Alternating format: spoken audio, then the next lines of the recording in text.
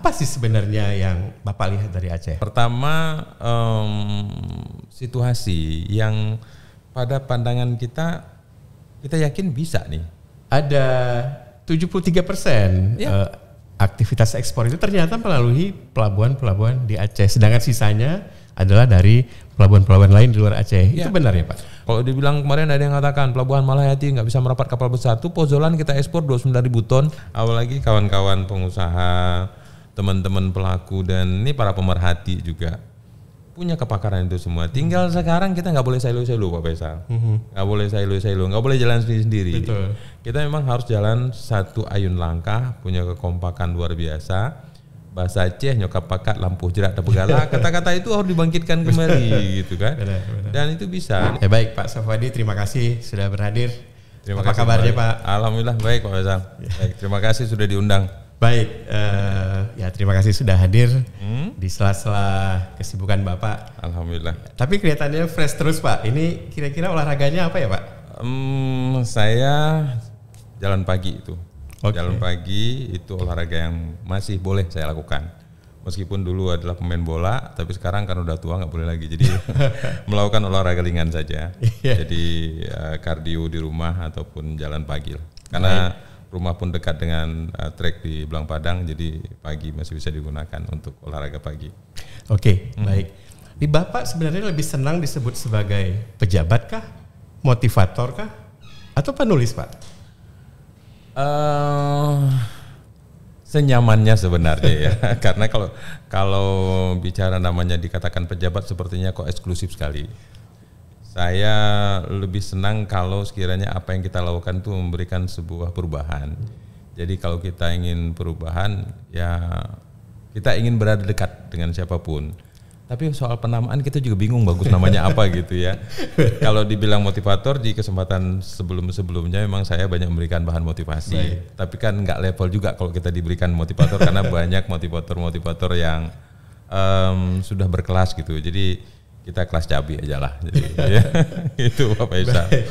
Baik, Bapak kan dikenal sebagai sosok yang sangat getol itu mendorong tumbuhnya ekspor di Aceh. Ya. Apa sih sebenarnya yang Bapak lihat dari Aceh? Begini Pak Faisal, pertama situasi yang pada pandangan kita yakin bisa nih. Kita yakin banyak sekali yang bisa kita lakukan tapi nggak jalan. Kenapa gitu kan? Jadi selalu kita ada tantangan gitu. Kepantasannya Aceh itu bisa menjadi daerah yang produktif dengan semua hasil ekspornya. Anomalinya kenapa tuh nggak jalan gitu? Makanya 4 tahun terakhir saya terus all out mengupayakan kegiatan-kegiatan yang mendorong aktivitas dari Aceh dan alhamdulillah sudah mulai bergerak. Meskipun dari sisi kepuasan saya pikir saya belum puas sama sekali ya Pak Faisal ya, karena jumlahnya masih sedikit gitu. Jumlah ekspor CPU dari Aceh itu jumlahnya masih belum sepadan gitu. Baik. Saya kalau banding-bandingkan dengan Riau yang pendapatan biaya keluarnya 3,4 triliun, sementara saya hanya berkontribusi 50 sampai 70 miliar per tahun. Kan jauh sekali gitu. Padahal kalau dihitung dengan jumlah lahan sawit kita, sebenarnya cukup potensial. Kita kan ukuran sawit kita se-Indonesia itu nomor 10 luas lahannya. Jadi harusnya lebih besar lah. Lebih besar gitu. Karena punya konsekuensi Pak Faisal. Apa konsekuensinya? Kalau ekspor dari Aceh tinggi, wah kerennya gini Pak Faisal. Kalau udah ekspor dari Aceh tinggi, ada dana bagi hasil Pak Faisal. Baik. DBH. Ada dana DID, dana insentif daerah. Dapatnya untuk kita. Dari Kementerian Keuangan. Iya, tapi kemudian karena saya di Kementerian Keuangan, saya tahu persis uang itu bisa pulang ke Aceh, tapi nggak pulang ke Aceh. Kadang-kadang kita juga pakon yo, kan gitu kira-kira Pak Faisal. Sangat disayangkan ya. Itu makanya kalau ditanya tadi kenapa getol sekali itu Pak Faisal. Jadi saya punya keyakinan, teramat sangat yakin, hakul yakin saya bahwa Aceh bisa kita gerakkan. Kalau bahasa bahasa indahnya gitu, merestorasi gitu, mengembalikan kejayaan Aceh mungkin bisa. Yang penting yakin ya Pak ya. Usaha, hakul yakin saya. Apalagi kawan-kawan pengusaha, teman-teman pelaku dan ini para pemerhati juga punya kepakaran itu semua. Tinggal sekarang kita nggak boleh silo-silo Pak Faisal. Nggak boleh silo-silo, nggak boleh jalan sendiri-sendiri. Betul. Kita memang harus jalan satu ayun langkah, punya kekompakan luar biasa. Bahasa Aceh nyokap pakat lampu jerat tepegala, kata-kata itu harus dibangkitkan kembali gitu kan. Benar. Dan itu bisa. Nih kita berdua nih Pak Faisal. Kita ingat dulu wah susah di waktu Covid gimana caranya mendatangkan lagi pesawat bisa terbang dari Aceh. Terus aja kita bolak-balik saya telepon Pak Faisal bisa nggak, saya WA Pak Faisal ini bisa. Akhirnya dengan perjuangan all out yang Pak Faisal buat, sekarang kan penerbangan udah naik ya. Alhamdulillah. Meningkat luar biasa gitu kan. Dan untuk yang lain juga sangat bisa kok. Siapa bayangkan bahwa kita ada pesawat kargo ke Aceh Pak? Betul. Nggak kebayang Pak ada pesawat kargo. Siapa kebayang sampai kemudian pesawat Rembele yang kita bayangkan bisa landing pesawat 737 400 Ternyata bisa ya. Ternyata bisa. Tinggal sekarang kan. Nah gitu kan kemarin kita udah ke Rembele Pak. Kita sampaikan di sana kita udah bisa melandingkan pesawat gitu kan Pak. Tinggal sekarang kan nggak mungkin kita berdua kan Pak Besa. Nggak mungkin berdua gitu Pak. Kita mengupayakan supaya sarana itu datang, tapi kan kemudian yang dibutuhkan adalah kekompakan. Benar. Jadi kok Pak Besa kenapa getol? Saya ditanya kenapa getol mendorong ekspor? Karena Hakul yakin bisa, cuman kok belum bisa gitu. Tinggal sekarang kekompakan kita. Salahnya di mana? Tinggal kekompakan ini yang perlu kita bangun. Gitu Pak Besar. Baik, Pak Safwadi. Ada mitos ya bahwa untuk melakukan ekspor itu sangat ribet ya. Baik itu ada yang bilang administrasinya ribet, kemudian butuh modal besar ya. Atau juga harus bisa bahasa Inggris seperti anak Jaksel Pak. Apa benar itu Pak? Kalau saya mengatakan tidak. Karena nyatanya saya pelaku ekspor. Karena saya adalah penyelia fasilitas dan dokumen ekspor. Karena dokumen ekspor itu mudah. Impor yang ribet. Kalau impor iya Pak. Tapi kalau namanya ekspor sudah ada fasilitas yang diberikan. Kita bekerja 24/7 Pak. 24/7 artinya 24 jam sehari 7 jam seminggu. 24 jam sehari 7 hari seminggu gitu. Jadi satu-satunya yang nggak berhenti sampai pas lebaran pun nggak berhenti ya ekspor Pak. Jadi kalau kawan-kawan lain kemudian pas lebaran ada cuti liburan, kami nggak boleh. Betul. Kenapa? Jadi nggak ada cerita bahwa kita harus berhenti melakukan ekspor. Jadi nggak sebenarnya Pak. Cuman memang perlu pengalaman, perlu trust Pak. Yang paling penting karena kita bicara menggerakkan satu barang ke tempat yang lain itu kan perlu kepercayaan. Nah, kompleksitas dari mekanisme ini yang harus kita buka, harus kita urai Bapak. Jadi setelah kita urai, tempat lain jalan, kenapa kita nggak jalan? Bahasan saya sederhana Pak. Bahasa Aceh, kok bui pejuh, tanya bui pejuh, kok tay gop jut, tanya hanjut. Jadi kenapa orang lain bisa kita nggak bisa? Jadi saya nggak bisa menyimpulkan bahwa itu sebuah mitos Pak. Betul. Kenapa? Karena tempat lain jalan semua tuh. Di tempat lain jalan, dari Belawan katakanlah, Belawan jalan. Dari Tanjung Priok jalan, Tanjung Perak jalan, Tanjung Emas jalan, Makassar jalan gitu kan, Banjarmasin jalan. Kalau dikatakan Aceh nggak jalan, ada sesuatu tuh. Saya bertugas di Balikpapan Pak. Di Balikpapan saya bertugas tuh kadang kita nggak kenal waktu, harus meng-approve dokumen ekspor. Saya di Sepinggan Pak, di Pelabuhan Balikpapan dan juga di bandara di Balikpapan. Untuk kegiatan ekspor barang-barang perminyakan, enggak pernah berhenti Pak. Enggak pernah berhenti.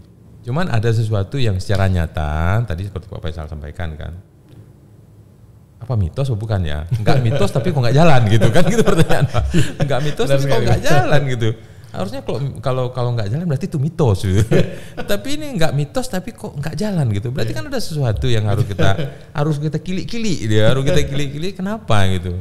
Persoalannya memang ada kompleksitas dan nggak bisa dia digerakkan oleh satu entitas Pak. Nggak bisa satu entitas. Jadi karena di dalam aktivitas itu orang yang akan ikut aktif terlibat dalam aktivitas itu banyak sekali Pak Faisal. Ekosistem lah ya. Ekosistem. Jadi iklim ekspor, iklim investasi. Jadi karena dia banyak yang terlibat makanya banyak orang yang harus dibuat sepakat ile. Jadi itu yang membuat akhirnya kita perlu banyak. Nah sekarang contoh satu, kita mau menggerakkan pelabuhan Malayati misalnya, kontainernya ada, tol laut ada, ya kan? Terus siapa yang melakukan kerja pertama? Masalahnya gudangnya belum lengkap tersedia, ada di pelabuhan, tapi di lini 2 udah ada belum? Di lini 2 kan gudang di luar pelabuhan yang biayanya lebih murah gitu. Betul. Di lini 3 udah ada gudang belum gitu. Nah, jadi karena yang melakukan penyiapan gudang di lini 2 dan di lini 3 bukan pengusaha pelabuhan, tapi harus ada pengusaha lain. Nah, waktu ngajak pengusaha lain, ayo kita bangun gudang di lini 2. Dia bertanya, kalau aku buat lini 2 nanti siapa yang masukkan barang ke gudangku? Nah, jadi kan bahasanya antara telur dan ayam kan? Betul. Nah, jadi memang kita mulai dari yang kecil-kecil dulu, Pak. Kita mulai dari yang kecil-kecil dulu. Jadi semua orang yang memang di dalamnya ada keterlibatan, ada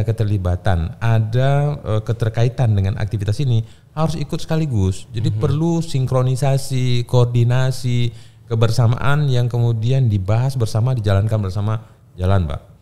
Jalan deh itu. Saya cerita sedikit boleh nggak Pak Faisal? Silakan. Cerita masalah jamun. Cerita masa jamun. Pertanyaannya, kenapa Pelabuhan Singkil maju? Dulu di zaman masanya kita kenal ada Syekh Kuala, ya ada Syekh Nuruddin Araniri segala macam. Itu orang-orang yang lahir dan besar di Singkil dan hidup dari aktivitas perdagangan di Singkil. Artinya ada pelabuhan yang dulu maju, Pak. Jadi kemajuan satu titik itu dimulai dengan tinggi rendahnya aktivitas pelabuhan. Itu ya Pak ya. Sampai sekarang kota yang pelabuhannya besar pasti maju. Kota yang pelabuhannya nggak hidup dan kecil, ya udah jadi kota yang semenjana gitu aja kan gitu. Jadi kuncinya kalau ingin memajukan Aceh, pelabuhan Aceh majukan dulu seperti dulu. Pelabuhan Kutaraja, ya kan dulu kan kita kenal pelabuhan Kutaraja. Kenapa dulu maju di situ? Karena ada orang yang ingin melakukan aktivitas bersama, sampai kemudian Penayung maju dulu ya, Kedah maju, Kampung Pande maju gitu segala macam. Karena emang pelabuhannya maju, Pak. Jadi kalau dibilang mitos, saya nggak percaya mitos, Pak. Saya nggak percaya tahyul, saya nggak percaya mitos, Pak. Jadi Aceh bisa dimajukan, pelabuhan bisa dimajukan, dan intinya adalah kita ngegrip gitu, Pak. Jadi bukan mitos, Pak. Baik. Semua pelabuhan-pelabuhan dan kota-kota, Malaka menjadi sebuah kota maju. Hong Kong saja, Pak. Hong Kong yang menjadi kota yang sangat hebat di dunia sekarang itu dimulai dari aktivitas pelabuhannya, Pak. Karena barang dari pelabuhan datang, maka kemudian dia masuk ke darat untuk diperdagangkan. Semua barang yang akan diperdagangkan dia pasti ada aktivitas industrinya di dalam. Betul. Ya mulai bungkus-bungkusnya, membuat barangnya segala macam. Jadi itu pasti ada hinterland, Pak, penyangganya. Jadi aktivitas penyangga, aktivitas hinterland yang di belakangnya ngikut terus gitu, Pak. Jadi kita lihat pelabuhan Malaka, kita buat pelabuhan Port Klang, kita buat pelabuhan Singapura segala. Itu adalah pencipta awal bangkitnya sebuah kota, Pak. Bangkitnya sebuah aktivitas di dalam perkotaan. Jadi Aceh bisa seperti itu. Belawan juga begitu, Pak. Pelabuhan Belawan dulu dibangun oleh Belanda di tahun 1890. Sebelumnya memang itu adalah pelabuhan dari kerajaan Deli Melayu Delhi dulu. Ya, pelabuhan kecil. Tapi karena memang di Sumatera Utara itu adalah pusat kebun karet dulu, ya kan Pak, seketika booming karet dulu kan. Belanda ngambil dari situ. Dia bangunlah pelabuhan Belawan menjadi sebuah pelabuhan modern. Nah, begitu dia bangun pelabuhan modern, maka kemudian ikut dia, Pak. Aktivitas ikutannya apa? Aktivitas ikutannya adalah kegiatan-kegiatan yang bisa mendorong supaya pelabuhan Belawan itu terisi, Pak. Nah, sekarang kan kita lihat sekarang dengan baunya pelabuhan Belawan maka muncul KIM, kawasan industri Medan, Pak. Ya kan Pak ya? Yeah. Nah, begitu kawasan industri Medan muncul, maka kota-kotanya akan ngikut semua tuh. Muncul penginapan di situ, muncul restoran di situ. Jadi sekali lagi saya katakan, enggak mitos tuh, Pak. Saya enggak percaya mitos tuh, Pak. Nah, jadi terkait eksistensi pelabuhan tadi, Pak. Sesungguhnya itu apakah pelabuhannya ini dibesarkan dulu, dilengkapi dulu, baru kemudian perdagangannya akan ikut? Atau sebaliknya, Pak? Nah, perdagangannya tumbuh, produknya tumbuh, baru pelabuhannya akan menyesuaikan. Ini gimana, Pak? Ini kita cerita ayam sama telurnya. Jadi begini, Pak. Jadi begini. Ada dua sisi. Ada aktivitas yang sifatnya absolut, ya, keunggulan absolut. Kalau memang ada keunggulan absolut, pelabuhan tumbuh. Tapi ada kegiatan yang dia sifatnya kooperatif, tidak absolut, tidak mutlak, maka kemudian pelabuhannya bergerak duluan. Konkretnya Contoh, gimana, Pak? Ya. Begini, Pak. PT Arun, ada mobil oil, itu ada keunggulan absolut di tempat itu. Ditemukannya gas dan minyak, kan Pak? Sehingga kemudian mau tidak mau pelabuhan Krugokuh, pelabuhan PT Arun itu tumbuh meskipun nggak ada aktivitas perdagangan di situ. Belawan, dulu ada karet, Pak. karet itu adalah komoditi unggulan yang pada masa itu memang karet sedang booming di seluruh dunia, Pak. Kebutuhan semua produk rumah tangga, mobil segala macam itu karet bergerak luar biasa. Sehingga keunggulan absolut itu yang membuat akhirnya pelabuhan Belawan menjadi pelabuhan tempat bergeraknya moda transportasi pengantar, penghubung dua titik itu, connecting the dot antara sumber bahan baku, Pak, karet tadi, dengan negara yang akan menerima barang itu atau daerah yang akan menerima daerah itu. Misalnya Belawan mau ke Jakarta, dulu namanya Batavia gitu kan. Jadi dari kebun di daerah-daerah Sumatera Utara, kemudian bawa ke Belawan baru bawa ke Jakarta gitu. Atau yang bawa ke dulu ke Holland lah, ke Belanda itu, atau bawa ke negara lain. Nah, seperti itu, Pak. Tapi ada juga yang nggak demikian. Ada daerah-daerah yang dia nggak absolut, Pak. Dia nggak punya absolut. Ada aktivitas perdagangan yang dia nggak punya kemudian barang unggulan, barang yang memang dia menjadi mutlak keunggulannya, enggak. Contoh misalnya ada pelabuhan-pelabuhan yang memang aktivitas dagangnya yang muncul, Pak. Contoh misalnya supaya lebih mudah dipahamkan tuh Sungai Yangtze di Cina, yang itu jalan, Pak. Itu sepanjang sungai itu tumbuh aktivitas orang yang memang dia mengantar barang kebutuhan orang yang hidup di satu titik. Ya, ada yang butuh pisang ngantar pisang, ada yang butuh gula ngantar gula. Jadi aktivitas itu kemudian dikemas rapi, yang kemudian memunculkan aktivitas yang terintegrasi gitu, Pak. Jadi gini, Pak Faisal, kalau tadi mulai dari mana sekarang? Bisa dua-duanya. Aceh bisa bangun dua-dua sekaligus. Yang penting sekarang adalah bisa nggak kemudian ukuran marketnya, ukuran pasar ya, ukuran pasarnya yang membuat akhirnya barang-barang yang dibutuhkan di Aceh bisa diantar pakai moda transportasi pelabuhan. Karena kenapa? Kalau pakai pelabuhan pasti lebih murah. Ekonomis of scale. Ekonomis ya, jadi skala keekonomiannya muncul. Kenapa? Barangnya bisa diangkat dalam jumlah banyak, nggak kemudian harus menggunakan banyak moda transportasi kan, Pak. Nah, jadi itu lebih menarik. Contoh dulu Kutaraja katakanlah, pelabuhan Kutaraja kita, Pak. Itu dulu adalah pelabuhan tempat aktivitas dagang kecil retail, Pak, kecil. Ya kapas di situ, ya kain di situ segala macam. Kalau kita rempah-rempah, ya kan, berarti kemudian kulit dikirim. Jadi aktivitas itu yang kemudian saling timbal balik, Pak. Sambil timbal balik yang kemudian aktivitas itu meningkat sampai kemudian menjadikan Panayung menjadi ya gitu, Pak ya, jadi kota yang sangat maju gitu kan, Pak. Jadi seperti itu. Nah, kemudian ada kota-kota yang memang tumbuhnya dua-dua sekaligus. Dua-dua dia punya, Pak. Ada aktivitas di kota yang memang dia punya keunggulan absolut. Itu rezeki betul, Pak. Rezeki mutlak absolutnya. Ya, udah rezeki dikasih Allah gitu kan. Ada yang karena aktivitas mutlak, karena keunggulan absolut yang dimiliki. Apakah itu karena punya sumber daya alam, batu bara misalnya, gas alam, minyak bumi segala macam. Di saat yang bersamaan juga jumlah orang yang datang ke situ, yang tinggal di daerah itu juga meningkat, sehingga kebutuhan barang-barang atas orang yang hidup di kawasan itu meningkat juga kan, Pak Faisal. Dengan begitu jadi kan barang yang harus digerakkan kan jadi naik juga, Pak. Jadi meningkat juga. Ya nggak usah jauh lah, Pak. Ini pulpen ini aja, Pak, nih. Ya kan, Pak, kalau sekiranya jumlah orang yang pakai pulpen ini, saya ingat dua tuh kita sekolah, Pak. Kita pakai pulpen pilot ya, Pak ya, dulu gitu kan. Gitu. Sebut merek, Pak. Iya kan, sebut merek nggak apa-apa lah. Ya kan bukan iklan-iklanan gitu ya. Gitu. Namanya merek itu, Pak. Merek pulpen itu rata-rata hampir semua anak SMA pakai gitu kan. Iya. Karena ada yang suka, akhirnya kan barang itu yang didatangkan jumlahnya banyak gitu. Maka kemudian aktivitas itu jadi terus berkembang. Jadi kalau Pak Faisal sampaikan tadi, mana duluan? Bisa dua-duanya. Dan kita bisa melihat, harusnya kita petakan dulu, Pak, karena ini soal selera.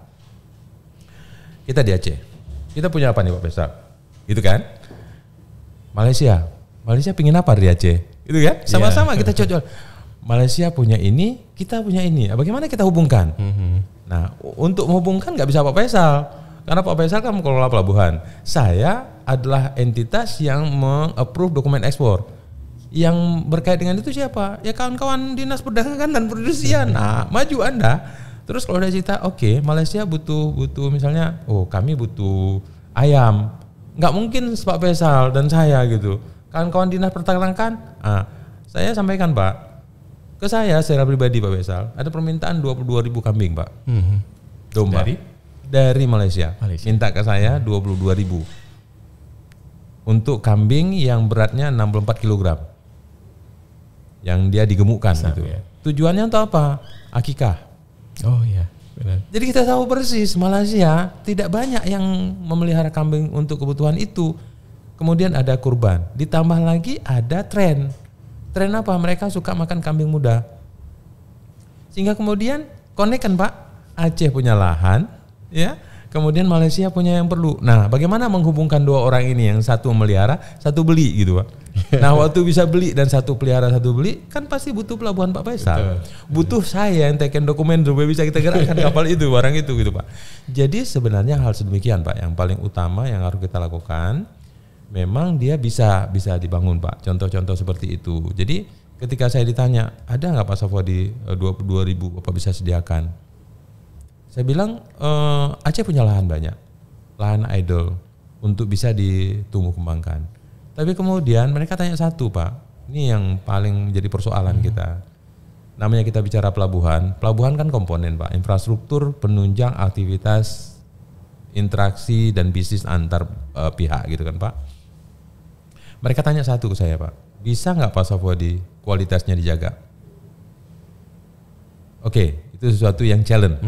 Berarti kan terkait disiplin kita, bisa nggak mengawal gitu, kualitas yang terus baik gitu, dan perlu ada lembaga yang mengawalnya gitu, memberikan produknya, kualitas produk, termasuk kambing tadi Pak. Nanti saya akan cerita tentang bagaimana kejadian di Jawa Timur tentang ekspor kambing ke Brunei, pakai pesawat Pak, pakai pesawat. Iya betul, mungkin kawan-kawan ini belum pernah mendengar, tapi saya bisa infokan.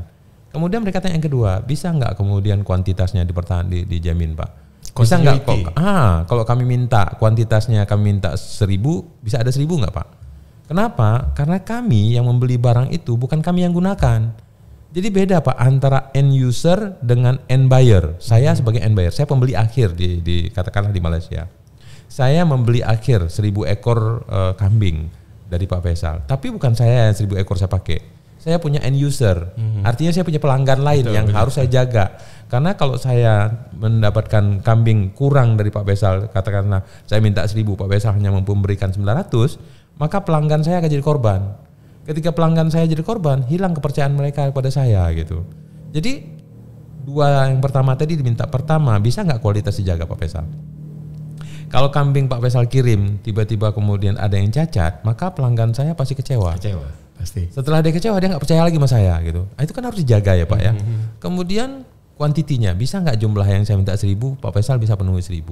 Yang ketiga dia minta, bisa nggak continuity-nya, ada sustainability, ada keberlanjutan Pak. Jangan sigetang, bahasa Aceh sigetang ya. Kirim kali ini sekali, tiba-tiba ke depan udah hilang. Itu nggak boleh Bapak. Karena masalahnya bahwa kita berhubungan dengan orang tersebut juga masih punya orang lain di belakang yang harus dikawal. Jadi 3 aspek ini betul-betul harus ada Pak. Pertama kualitas, yang kedua kuantitas, yang ketiga sustainabilitas. Jadi kalau bahasa Inggrisnya quality, quantity, sustainability. Jadi sama aja. Kuantitas dan keberlanjutannya. Nah, itu yang harus dijaga Pak. Kejadian di Surabaya Pak, itu ekspor perdana Bu Khofifah melepaskan itu ke pesawat Pak, sekali kirim tuh 340 ekor ke Brunei. Brunei butuhnya sama Pak, kebutuhannya untuk akikah, belum lagi kurban segala macam, dan kemudian juga memang untuk kebutuhan sate lah kan seperti itu ya. Tapi kemudian pada saat pengiriman ketiga ada yang tidak memenuhi syarat kesehatan. Udah keempat mereka batalkan. Jadi itu Pak, makanya kalau ditanya tadi memang ada syarat yang harus kita penuhi Pak. Bukan hanya untuk ekspor Pak Faisal, bukan hanya untuk ekspor, ini juga harus kita jaga nih, bukan hanya untuk ekspor. Ke Jakarta pun atau ke daerah-daerah lain juga sama sifatnya. Jadi dia ya samalah, kalau ketemu kecil Pak Faisal nggak usah kita ke pelabuhan lah, pakai truk aja lah Pak, pakai angkutan truk gitu. Sama saja kan, barang yang dikirim atau kita kirim ke Medan atau kita kirim ke Pulau Jawa, ke Jakarta, ke Bandung segala macam. Pertama kalau jumlahnya kurang, kualitasnya agak terjaga, sampai di sana busuk segala macam, tentu pembelinya akan kecewa. Apalagi kalau kita level internasional yang mereka minta syarat-syarat. Ada syarat, ada food and drug-nya, jadi FDA-nya, kemudian ada international sertifikatnya. Itu memang harus kita penuhi Pak Faisal. Itu di setiap negara apakah persyaratannya sama, Pak? Berbeda, Pak. Berbeda. Jadi ada masing-masing negara yang memang dia punya standar yang tinggi, dia tetapkan sendiri. Iya. Contoh, misalnya mungkin kawan-kawan juga pernah dengar ada kasus glifosat ya untuk kopi Aceh. Negara Eropa dia memberikan standar 0,1 mikron. Tapi Amerika enggak. Amerika di atas itu. Lebih ketat lagi. Enggak masalah dia. Oh, gitu. Makanya kemudian bisa masuk ke apa Starbucks segala macam enggak. Tapi Eropa ketat, Pak. Ada lagi ke Jepang begitu. Saya ingin sampaikan ilustrasi, mangga dari Filipina masuk ke Jepang itu lebih mahal hampir 80% dibandingkan mangga masuk di Indonesia. Kenapa? Karena syarat untuk masuk mangga Filipina ke Thailand itu ke Jepang itu terjaga betul, sehingga kemudian mereka bisa menjual dengan harga yang mahal. Mangga dari kita itu lebih murah 80%, Pak. Kenapa? Kenapa masuk lebih murah? Karena masalahnya memang ada standar yang memang kita nggak penuhi. Itu makanya tiap negara berbeda-beda, Pak. Ini contoh kejadian kasus Pinang kan, Pak ya? Pinang, ya, benar. India memberikan patokan kita 108%, Pak. Tarifnya. Iya, Pak. Tapi kemudian Pak Wasa, harga pinang kita di sini di pengumpul 7.000, artinya mungkin di Batang sekitar 3.000 loh katanya. Tapi untuk masuk ke India kita mesti tambah 45.000 per kilo, Pak. Sementara Malaysia enggak, Pak. Malaysia tidak. Bangladesh tidak. Makanya sekarang ada akal-akalan kita kirim ke Malaysia dulu menjadi barang seolah-olah pinang Malaysia, baru kirim ke India, baru masuk ke India. Jadi itu hal yang memang ada standar-standar yang ditentukan. Jadi bisa kita kawal. Sama macam tadi, Pak, gok bui peju, kecuali orang Malaysia udah nggak makan, orang Malaysia udah nggak makan nasi, udah makannya lain, kita nggak bisa. Jadi bisa, Pak. Jadi semua itu bisa kita lakukan. Tinggal sekarang komitmen, kesepakatan, ya, yang harus kita kawal. Kan jadi aneh, Pak. Saya kebetulan karena lama sekolah di Malaysia, Pak. Itu ada satu tempat yang nggak mungkin orang lain bisa mengalahkan orang Aceh. Di Cokit tuh nggak ada orang lain yang bisa mengalahkan Aceh, Pak. Kenapa? Orang Cina aja mabuk dia. Kenapa mabuk? Pusing dia. Karena orang Aceh nggak tutup gede itu setahun sekali nggak tutup tuh. Kenapa? 24 jam. 24 jam. Pertama hidup 24 jam, mereka juga pikir kapan orang Aceh ini istirahat gitu ya. Sampai akhirnya kami enggak lah, tutup aja ke toko. Akhirnya toko-toko mereka dijual kita. Kenapa? Kita mampu mengawal itu, Pak. Kan kalau kita di Aceh itu ada istilah tutup gede tahun 3. Kapan kita tutup? Pas Ramadan. Waktu Ramadan kita tutup bukan tutup habis tutup perbaiki apa yang ada di dalam, ngecat segala macam gitu kan. Dan nanti habis Insya buka lagi gitu kan. Kita mampu, Pak. Dan yang istimewa tuh, saya pengalaman di Malaysia, Pak. Itu kok toko runcit India nggak banyak orang datang. Kenapa? Kita di Malaysia, Pak, yang namanya ikan tuh kita kesisik, kita cincang, kita rapi sampai ke situ itu. Orang ini nggak mau, Pak. Sehingga kemudian seluruh orang Melayu atau orang Malaysia beli ikannya di kita.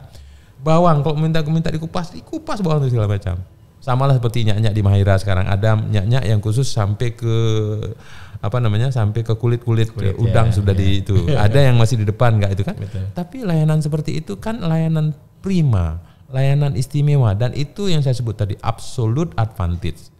Keunggulan mutlak kita yang kita bisa manfaatkan. Makanya kemudian 25.000 gerai runcit di Malaysia itu punya orang Aceh. Betul, Bapak. Jadi kalau dikatakan bisa. Aceh maju, Pak. Aceh maju. Tinggal sekarang kekompakannya yang harus diperkuat. Nggak boleh jalan sendiri-sendiri. Pak Faisal nggak mampu sendiri. Saya nggak bisa sendiri. Saya udah 4 tahun, Pak. Rontok rambut saya. Nggak sanggup saya sendiri, Pak. Jadi harus kita jalan sama-sama. Nggak ada yang di depan. Kita harus sebaris gitu, Pak. Jadi harus sebaris, karena kalau ada yang di depan kita harus lihat ke depan gitu, Pak. Enggak, kita harus sebaris, harus langkah. Bisa, insya Allah bisa, Pak. Insya Allah bisa. Nah, kalau kita misalnya nih benchmarking nih, nggak usah jauh-jauh lah se-Indonesia ya. Untuk Sumatera saja nih, Pak Safwadi, kira-kira posisi Aceh di antara provinsi-provinsi di Sumatera ini di urutan atas, tengah atau bawah? Saya nggak mau kemudian menunjukkan angka-angka, kan lihat cerahkan semangat ya, Pak. Semangat, lanjut, bisa kita gerakkan. Kita akan naik untuk grade ke level tengah. Level tengah, mungkin 10-15 tahun yang akan datang kita akan bisa setara dengan daerah lain. Kuncinya kita punya potensi luar biasa. Saya sebut perubahan itu terjadi hanya dengan 3 hal, Pak Faisal. Pertama, ada kemauan. Yang kedua, ada pengetahuan. Yang ketiga, ada kemampuan. Kalau 3 komponen ini digabung Pak, maka terjadi sebuah perubahan. Maka sekarang nomor 1 yang di Aceh itu bangkitkan kemauan dulu Pak. Karena soal kemampuan dan pengetahuan itu sesuatu yang bisa dipelajari. Saya background saya engineer Pak, saya teknik mesin. S1, S2, S3 saya teknik mesin. Tapi saya bekerja di bidang keuangan gitu. Artinya sesuatu yang bisa dipelajari. Kemampuan bisa meningkat, bisa kita tingkatkan. Tapi nomor 1 tinggal kemauan untuk itu yang bisa. Jadi kalau Pak Faisal tanya tadi, bisa nggak dalam beberapa tahun kemudian kita Aceh bisa kata, insya Allah bisa. Aku yakin saya bisa. Tinggal derajat kemauan itu yang kita naikkan Pak. Dan kerja keras. Nah, kerjanya nggak bisa ecek-ecek lah. Kerja harus keras, tapi kemudian kita bangun kekompakan. Semua lini Pak, semua lini. Tidak ada yang di depan, tidak ada yang kita tinggalkan di belakang. Semua seiring bahu, seayun langkah. Kita sama-sama. Kita bisa lakukan, insya Allah bisa Bapak. Yang saya ingin tekankan, saya ingin kedepankan satu quote yang maaf dalam bahasa Inggris, opportunity in difficulty. Jadi ada peluang di dalam kesulitan. Blessing in disguise. Blessing in disguise. Jadi artinya gini Pak, kita punya keunggulan luar biasa. Aceh itu punya keunggulan luar biasa. Tinggal sekarang menyatukan kesepakatan dengan orang-orang yang terlibat di dalam sebuah tindakan itu. Jadi nggak boleh kemudian ada yang protes, nggak boleh, karena di Aceh kita kan monokutak medikucang, nggak ada yang seperti itu. Jadi semua kita sama-sama, tidak ada yang kemudian lebih kecil, tidak ada yang lebih besar, tidak ada yang salah, tidak ada yang kemudian benar. Kita sama-sama kita jalankan. Bisa Bapak, bisa. Saya yakin nih, kalau dibilang kemarin ada yang mengatakan Pelabuhan Malahayati nggak bisa merapat kapal besar, tuh Pozolan kita ekspor 29.000 ton. Iya kan Pak, jadi jangan ada yang mengatakan bahwa Pelabuhan Malahayati nggak bisa ekspor. Apa yang nggak bisa ekspor? Pozolan diekspor Pak ke Dubai Pak, itu kapasitas kapalnya 27.000 ton, 29.000 ton, 25.000 ton. Kan Pak Faisal juga yang approve kan. Artinya orang nggak banyak tahu gitu Pak, nggak banyak tahu. Jadi nah ada itu.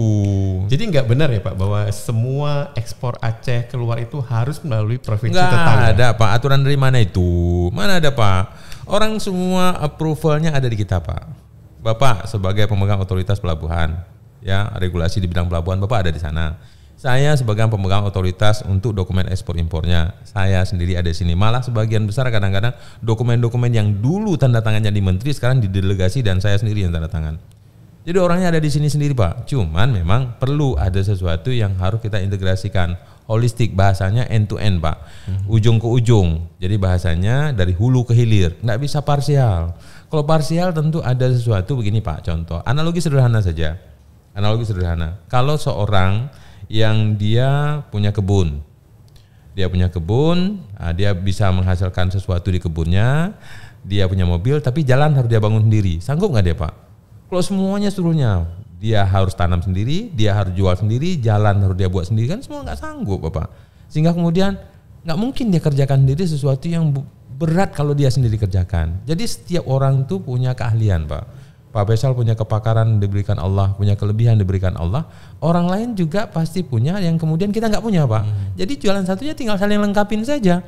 Kalau tadi yang analogi kecil tadi yang tukang kebun tadi Pak Faisal dia harus bangun jalan sendiri, sementara dia nggak punya alat, nggak punya grader, nggak punya segala macam.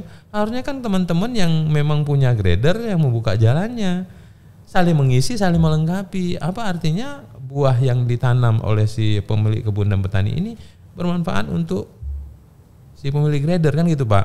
Jadi bisa Bapak tuh, bisa Pak Faisal. Saya hanya yang meyakinkan saja Pak Faisal. Kita bisa gitu. Berarti pelabuhan-pelabuhan di Aceh sesungguhnya sudah bisa melakukan aktivitas ekspor dan impor ya. Berdasarkan data juga yang kita peroleh dari rilis Pak Safwadi di Bea dan Cukai itu ada 73% aktivitas ekspor itu ternyata melalui pelabuhan-pelabuhan di Aceh. Sedangkan sisanya adalah dari pelabuhan-pelabuhan lain di luar Aceh. Ya. Itu benar ya Pak? Benar Pak. Jadi gini, masalahnya meskipun 72% dari aktivitas itu, tapi sebenarnya banyak sekali yang lain yang nggak kita ambil. Jadi masih gini ceritanya Pak. Ini mungkin kepengetahuan ke kawan-kawan juga yang kenapa harus kita sampaikan begini Pak Faisal? Karena ada kawan-kawan yang nggak terlibat dengan aktivitas rutin ini kan, sehingga kan kawan-kawan perlu dapat insight-nya, perlu dapat informasi dan datanya secara lengkap. Jadi gini Bapak, tadi terkait sustainability, keberlanjutan. Di Aceh itu nggak ada konsolidator Pak. Karena kalau sekiranya barangnya itu kemudian tidak ada pengumpul yang dikumpul satu, akan sulit Bapak. Karena masalahnya kita nggak mudah mengumpulkan jumlah yang banyak. Katakanlah misalnya kapal feeder, ya, kapal kecil yang kapasitas untuk bawa 200 sampai 300 kontainer lah, atau 100, atau malah ada yang 50 kontainer. Bukan MV Pak, bukan mother vessel. Karena mother vessel kan di atas 500 sampai 800 sampai 10.000, atau sampai ada super mother vessel yang puluhan ribu kontainer dia bisa bawa gitu kan Pak. Nah kapal kecil saja, katakanlah misalnya yang kapasitas 100 kontainer saja ya Pak, 100 kontainer. Kalau sekiranya barang yang ada di Aceh itu untuk satu komoditi nggak sampai satu kontainer untuk satu kali panen, satu kali tangkap. Katakanlah misalnya ikan Aceh itu kan 1,7 juta ton Pak. 1,7 juta ton kapasitas produksinya, tapi yang tertangkap atau yang ditangkap ini digunakan itu hanya sekitar nggak sampai 400.000, ya kan Pak ya. Tapi kemudian untuk melakukan kegiatan ekspor atau memindahkan barang itu mengangkat ke Jakarta kan nggak bisa muat langsung satu kapal Pak. Nggak ada barangnya untuk satu kapal itu. Nggak cukup volumenya gitu kan Pak. Sehingga kemudian contoh udang misalnya, tambak kita 90.000 ton, 90.000 hektar. Tapi kan kemudian tambak kita kemudian terpecah-pecah di beberapa kabupaten yang kemudian konsolidatornya nggak ada. Nah ini yang ditangkap di pelabuhan lain, di provinsi lain itu yang paling banyak konsolidator Pak. Jadi pengumpul. Jadi gini ceritanya Pak Faisal, di pelabuhan lain, di provinsi lain Pak, dia hanya sediakan gudang untuk menunggu barang datang di Aceh. Datang. Setelah cukup, baru dia angkat ke satu kapal, berangkatlah dia ke Singapura, berangkatlah ke itu. Nah di Aceh yang belum banyak itu konsolidator, barang dari Semelu, barang dari Singkil, barang dari Sinabang, barang dari Abdia, itu belum ada konsolidator. Maka saya menyarankan ada lini 1 yang itu disiapkan Pelindo katakanlah, ada lini 2, lini 3 yang harus kita bangun, dan ini harus mengajak kawan-kawan pengusaha yang berkenan untuk menjadi konsolidator. Ini kan maaf, rekan-rekan kita di Aceh Sepakat yang ada di Sumatera Utara itu kan sudah bekerja sejak awal tahun 70-an dulu ya. Sudah membangun gudangnya di sana, sudah membangun aktivitas bisnisnya di sana. Nah sekarang kita kan yang digunakan atau yang dibawa ke Sumatera Utara itu katakanlah masih 30%-nya. 70%-nya masih kosong nih Pak, masih terduduk Pak, masih belum diapa-apain. Artinya kapasitas kita itu masih besar sekali yang belum diberdayakan. Nah kita dorong yang 70% ini dilakukan di Aceh. Nggak mengganggu aktivitas kawan-kawan yang sudah berbisnis sebelum-sebelumnya, nggak usah, nggak terganggu. Kan sekarang nih, dari katakanlah tambak, 90.000 hektar tambak kita, itu yang nanti Pak Aliman dari Dinas Kelautan dan Perikanan, kalau salah tolong dikoreksi. Sekitar 11-12% yang optimal Pak, tambak-tambak kita. Sisanya hampir 88% itu adalah tambak-tambak yang digunakan tapi hasilnya nggak maksimal. Kenapa? Masih ada yang sebagian besar kan non tradisional, non modern gitu tuh, masih tradisional. Artinya kapasitas kita untuk mampu mengangkat potensi ekonomi kita yang produktif tadi Pak, untuk kemudian dikonsolidasi di Aceh. Di mana dikonsolidasi? Wolangsa, Krungguku, Malahayati, Calang, Melabuh. Nah itu yang jadi ada konsolidator, ngumpulin tuh barang-barang. Dan kemudian iklim ekspornya masih dibangun. Pelaku kegiatan ekspor yang berhubungan, ini sekarang kan anak-anak muda. Saya mohon nih, termasuk bahasa tadi nih Pak. Termasuk bahasa tadi nih. Uru Aceh boleh ngaji bahasa Cina. Duduk kita ngobrol di warung kopi, tapi kemudian sekalian kita latihan bahasa Cina, yang kemudian kita bisa buka browsing search untuk di search engine-nya kita ketemu mitra kita di Cina, yang kemudian kita bisa komunikasi untuk menyampaikan kita punya potensi loh di Aceh. Maka ada tulisan saya Pak, ini sebenarnya ada kesempatan tulisannya bisa dipublikasi mungkin ya Pak ya, untuk dibahas. Ada upaya kita mengkonektingkan kita dengan dunia lain gitu, dengan dunia luar maaf. Setelah ada konsolidator misalnya pelaku ekspor yang menjadi konsolidator mengumpulkan barangnya di Melabuh gitu. Setelah terkumpul misalnya Pak 10 kontainer dari Nagan, 10 kontainer, maka kemudian kita punya seorang pelaku usaha luar biasa yang sudah multinasional bekerja, dia punya kantor cabangnya malah di Port Australia, Bang Ismail Transkontinent. Kita bisa datangkan kapal beliau tuh yang untuk 100 kontainer saja. Feeder berangkat tuh ke Pineng. Di Pineng ketemu tuh sama mother vessel, baru berangkat kemudian ke Eropa atau kemana. Saya ingin sampaikan Pak, saya ngirim bambu Pak. Bambu saya kirim ke Turki Pak, ke Izmir, ke pelabuhan Izmir. Itu permintaannya luar biasa Pak. Pemilik bambu itu menangis ketika saya potong bambunya. Kemudian Pak, ini bukan kali ini saja kan? Bukan kali ini saja Bapak ngambil bambu kami kan? Supaya ini jadi rezeki kami gitu Pak. Artinya apa sekarang? Itu sudah pernah diterobos ke Izmir. Tinggal sekarang ada nggak komunitas kita, kawan-kawan kita yang di Izmir? Bila perlu mahasiswa kita yang sedang kuliah di Turki, cari lagi tuh yang pengusaha di Turki sebagai pengusaha yang memproduksi hasil kerajinan bambu yang sekarang sudah bisa dibuat sebagai wall, sebagai pintu, bahan baku pintu segala macam, meminta lagi ke kita. Kalau sekali kirim ke Izmir misalnya cukup 100 kontainer, kapal feeder Bang Is itu tinggal merapat di Malahayati atau merapat di Kruku atau di Kuala Langsa, bergerak ke Pineng, Pineng pindah ke kapal besar, berangkat ke Izmir ke Turki Pak. Jadi itu sebenarnya Pak yang perlu kita lakukan. Berarti salah satu masalahnya ternyata adalah networkingnya juga yang belum cukup. Pelaku usaha kita nggak ada di sini Pak. Nah sebenarnya itu networking itu link and match ya antara produsen sama konsumen, itu tugasnya siapa ya Pak? Saya nggak mau menggeser tugas kita bersama Pak.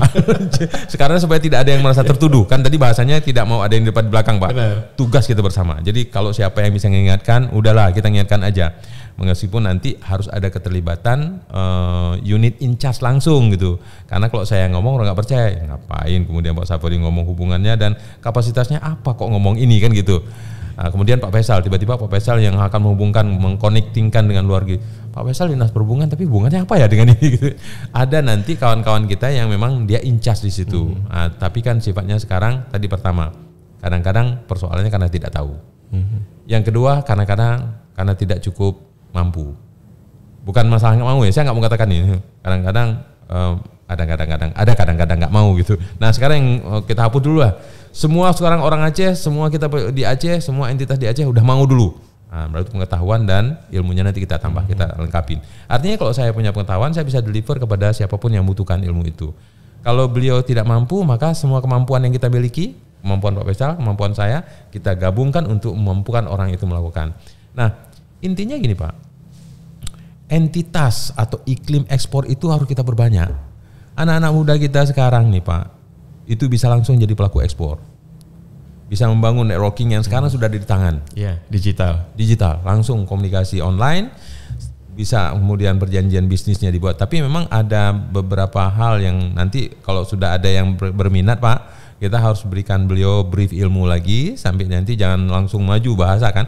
Ada manajemen resikonya di sana, bagaimana menggunakan perjanjiannya, sales kontraknya, sampai kemudian bagaimana membuat perjanjian dengan perbankan, bagaimana letter of creditnya, LC-nya atau T2T-nya atau mekanisme pembayarannya.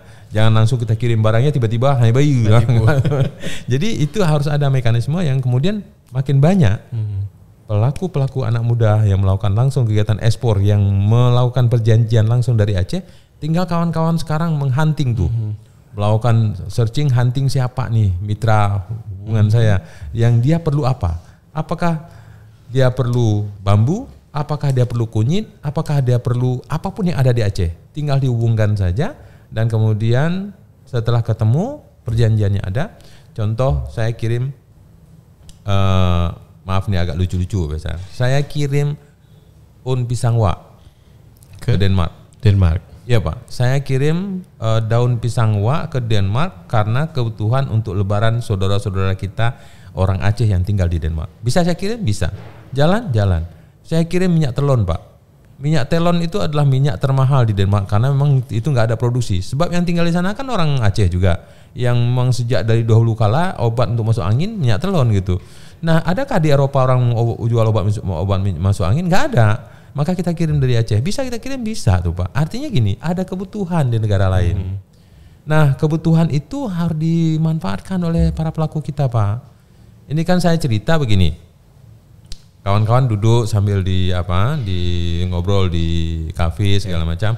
Yang perlu dicari itu adalah banyak sekali aplikasi international trading itu, yang kemudian dapatkan konektivitasnya, dia butuh apa, standarnya apa, syaratnya tadi 3, quantity, quality, dan sustainability mesti dijaga. Setelah terbangun hubungan, maka kemudian ikatan kontrak tadi bisa membuat kita bisa mengumpulkan barang-barang yang kita butuhkan, barang-barang yang dibutuhkan oleh mereka.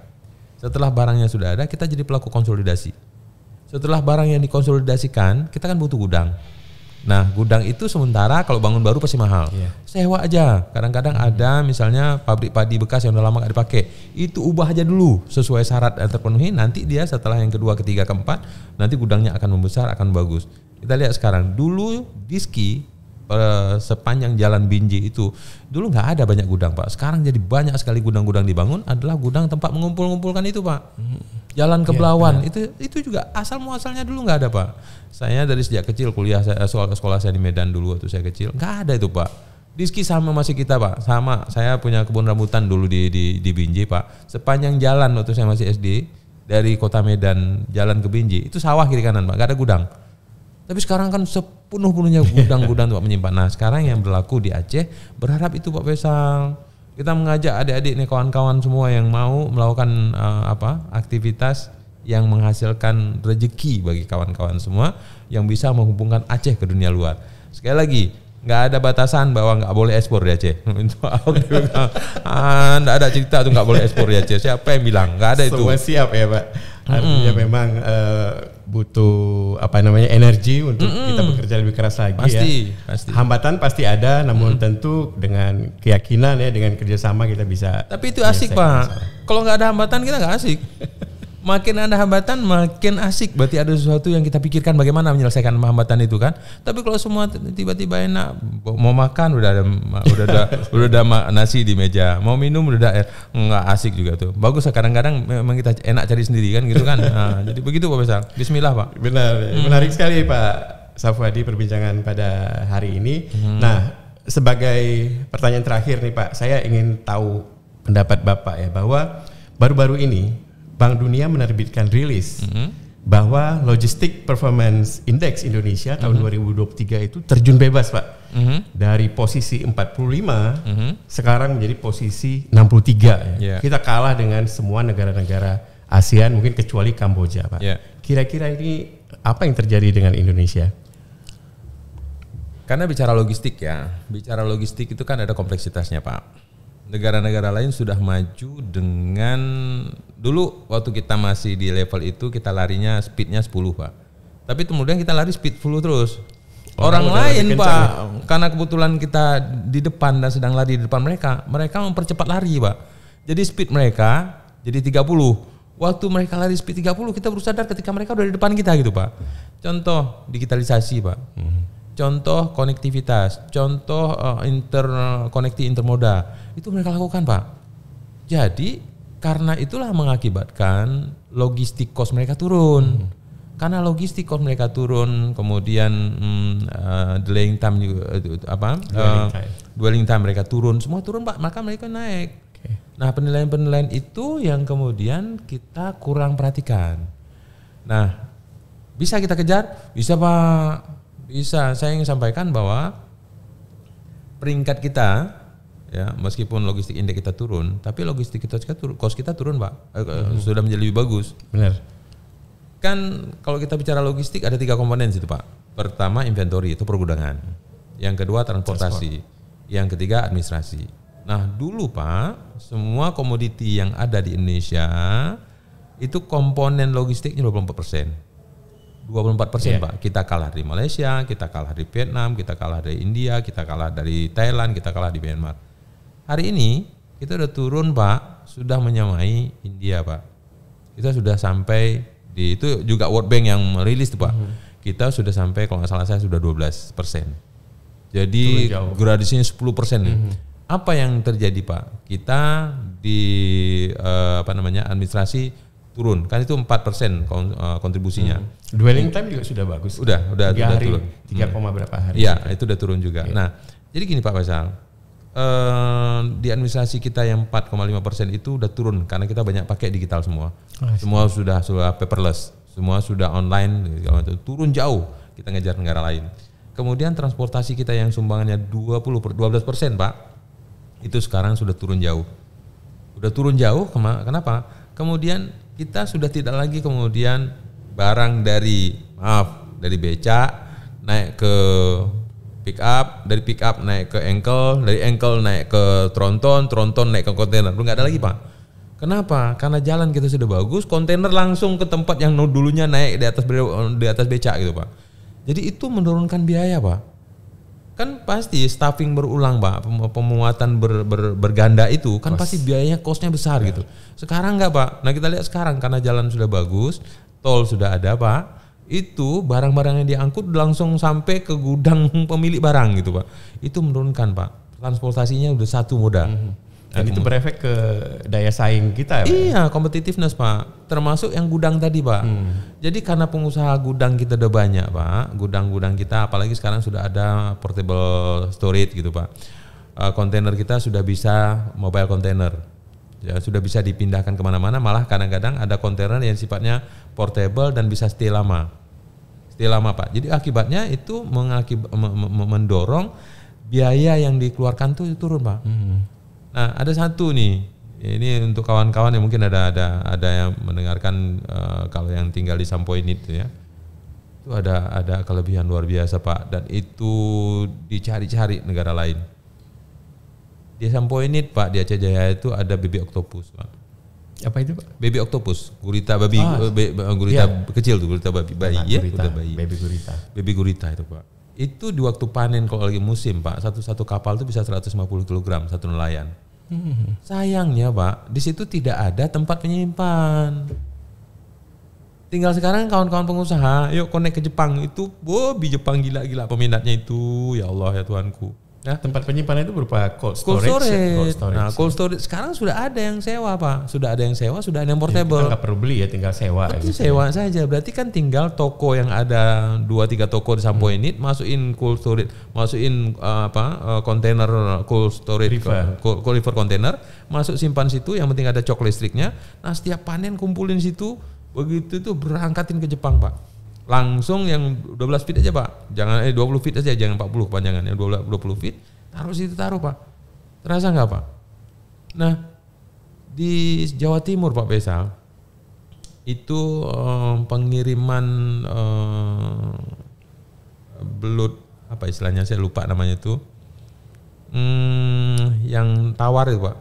Yang sebesar jempol kaki itu. Itu produk Jepang, Pak, produk yang diminati di Jepang. Untuk sushi ya?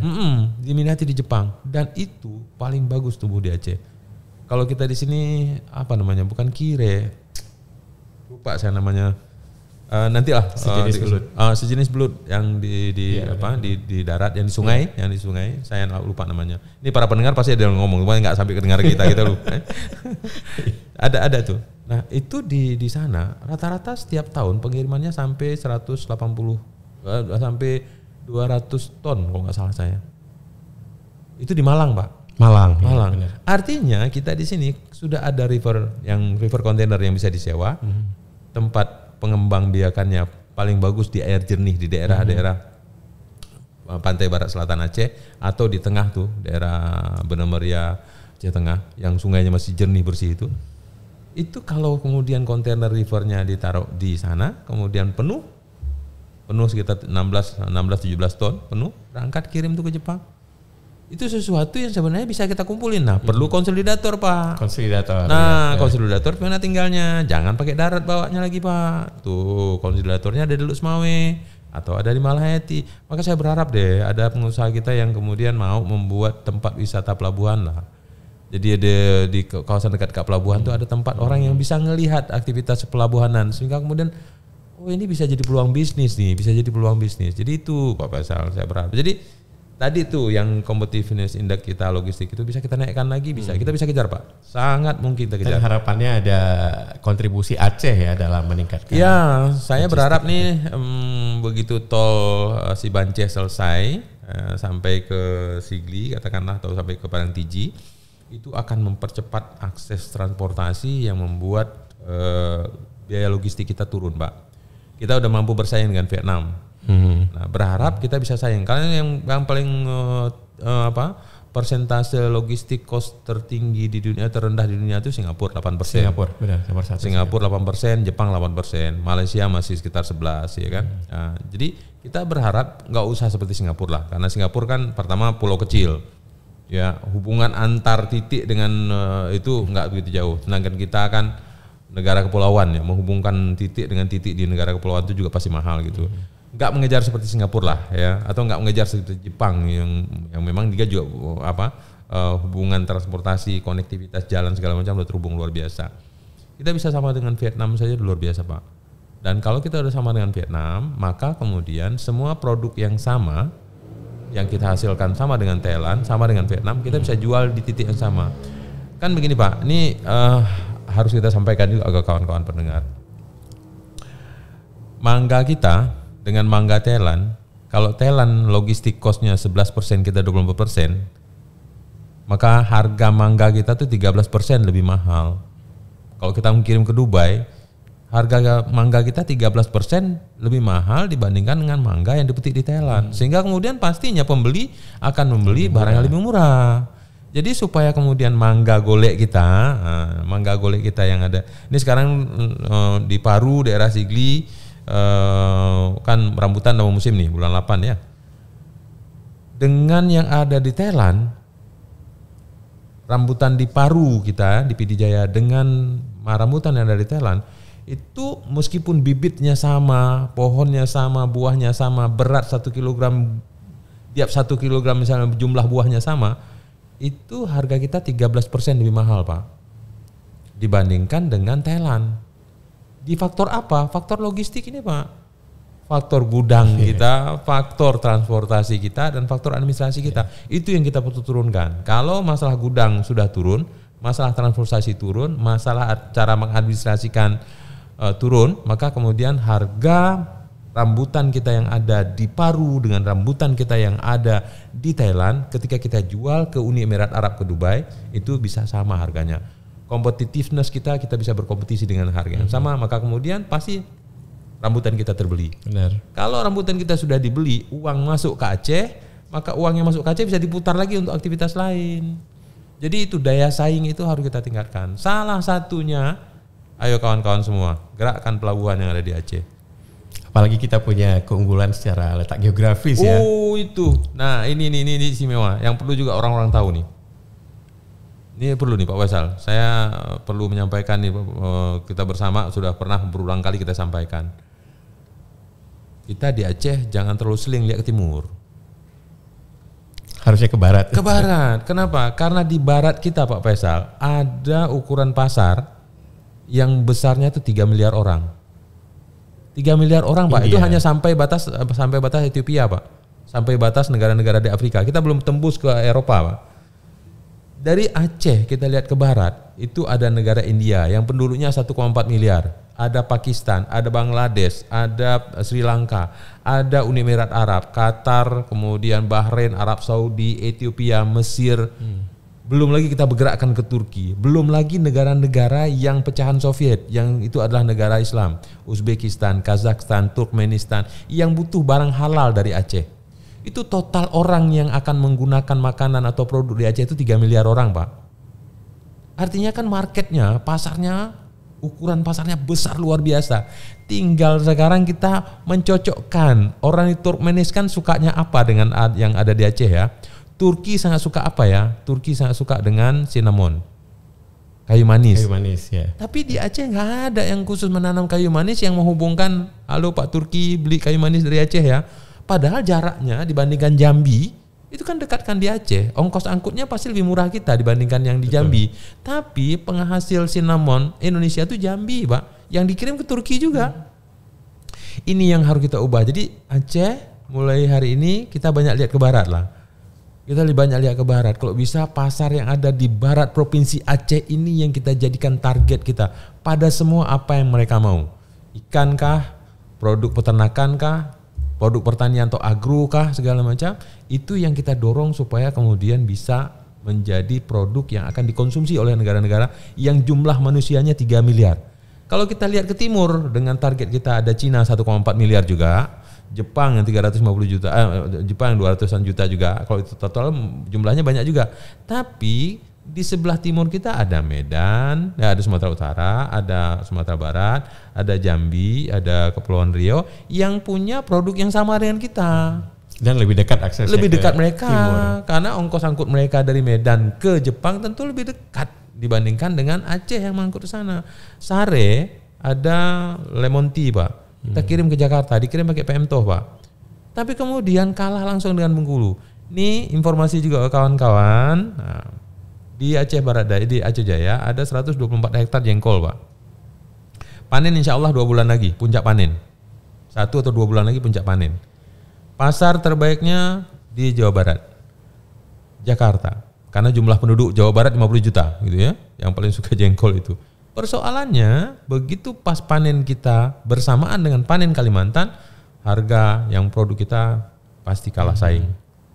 Jadi sebenarnya kalau kita sepakat mulai hari ini Pak Faisal, pelabuhan yang ada di Aceh, mulai dari Kuala Langsa, Walaidi, kemudian Krunggoku, bila perlu nih ada Krumane satu lagi nih Pak, yang Krumane ada pelabuhan kecil tuh, pelabuhan ikan yang sudah ada kolam ikannya segala macam, yang bisa jadi tempat sandar kapal untuk menggerakkan semua komoditi dan produk perikanan Aceh. Kemudian ke Pedada ada TPI Pak, ya Pedada ada TPI-nya, yang kerennya sudah ada tapi udah rusak gitu. Tinggal persoalannya satu Pak, jarak 2 km tuh kalau bisa kita gotong royong untuk kita perdalam, karena kedangkalannya hanya sekitar 3 meter. Kapal kayu yang masuk itu pasti sangkut. Kalau bisa kedalamannya, kalau kedalaman alur di Pedada itu 8 meter Pak, maka kapal-kapal ikan yang 500 gross ton itu bisa langsung merapat di situ Pak. Belum lagi di Samalanga Pak, belum lagi di Ulegli, di Merdu Pak. Ada pelabuhan-pelabuhan kecil yang bisa digunakan, yang kemudian itu jadi feeder. Jadi kapal-kapal yang kemudian melakukan konsolidasi, mengumpulkan barang-barang kemudian gerakkan ke Malahayati Pak. Dari Malahayati baru kita gerakkan ke mother vessel. Mother vessel itu kapal induk lah. Kita nggak apa-apa feeder Pak, kapal yang 100 kontainer. Tapi nanti di Pineng, Pulau Pineng yang akan menerima kapal di sana sudah menunggu yang kapasitas kapal sana misal 2000 kontainer gitu. Berak kita ke Sang Pineng, kirim barang kita ke timur, ke arah barat. Janji Pak Faisal ya. Mulai hari ini, mulai hari ini kita akan lihat ke barat provinsi Aceh, kita punya peluang luar biasa. Mungkin nggak banyak yang tahu Pak Faisal bahwa di Aceh, di Biren, di Bateglungku sudah ada produksi tepung kelapa, yang tepung kelapa itu dikirim ke Korea dan itu sudah mampu menghasilkan food grade, bukan animal grade Pak. 2 tahun lalu masih animal grade. Kami bimbing, kami berikan fasilitasi, mendorong mereka untuk produk mereka sudah food grade. Artinya negara-negara Eropa yang membuat kue-kue mereka itu yang pakai tepung kelapa itu ngambilnya dari Biren Pak. Dari Bateglungku Pak, sudah ada perusahaan di sana Pak. Rata-rata mereka ekspor, sayang ekspornya tetap dari provinsi lain gitu. 6 kontainer, 8 kontainer gitu Pak. Tapi hasilnya sudah mampu. Tinggal sekarang bagaimana? Mereka hanya tidak punya bahan baku yang cukup. Nah sekarang kan berarti ada peluang nih. Bagaimana kemudian teman-teman semua, para pendengar nih bisa mengambil peluang nih. Supaya kelapa di Semelu, kelapa di Singkil bisa nggak kita deliver sampai ke Biren, ke Bateglungku supaya kapasitas produksi mereka naik. Baru kemudian kalau kontainer yang mengumpulkan kapasitas produksinya naik sehingga jumlah yang terkumpul menjadi kontainernya lebih banyak, udah ada 50 kontainer sebulan. Nah, kemudian baru pasarnya kita cari ke Eropa, bukan lagi ke Korea. Contoh-contoh kecil seperti itu, Pak. Nah, jadi ini kan kalau cerita sepertinya wah, Masya Allah, memang itu nyatanya. Jadi bukan sesuatu yang sepertinya mimpi, enggak. Tinggal sekarang kekompakan, bergerak bersama-sama, tidak lagi ada yang di depan dan di belakang, tapi kita sama-sama satu baris, nggak boleh ada yang tinggal, semua yang terlibat, dari pengusaha, kadin, kawan-kawan, anak-anak muda, termasuk kampus Pak. Kampus nggak boleh kemudian orang-orang pintar kita cuma duduk di kampus lagi, dan turun gunung, turun sama-sama kita jalankan sama-sama, sampai kemudian kalau kita dijalankan. Saya hanya pegang ini Pak, saya selalu di banyak tempat saya sebut innallaha la yukhliful mi'ad. Tidak ada janji Allah yang dipungkiri. Pada semua niat baik, perbuatan baik, pikiran baik, upaya baik, Allah pasti menjanjikan balasannya pasti kebaikan juga. Jadi bisa Pak Faisal, bisa Pak. Bisa. Baik, Pak Sofadi, banyak hal yang sudah kita diskusikan dan tentu sangat menarik dan memberikan Insyaallah. insight yang lebih dalam ya bagi kita semua, khususnya rekan muda. Kita menyebutnya anak muda. Anak muda itu yang punya peluang. Baik, Pak Sofadi, terima kasih. Kami sangat menghargai kehadiran Bapak di sini. Bismillah. Mudah-mudahan menjadi motivasi bagi kita semua untuk bisa lebih baik lagi. Insyaallah. Khususnya dalam meningkatkan aktivitas ekspor impor di mana akan mendorong pertumbuhan ekonomi di Aceh. Terima kasih Pak. Insyaallah. Assalamualaikum warahmatullahi wabarakatuh. Waalaikumsalam warahmatullahi wabarakatuh. Terima kasih Pak Faisal. Terima kasih Pak, mantap.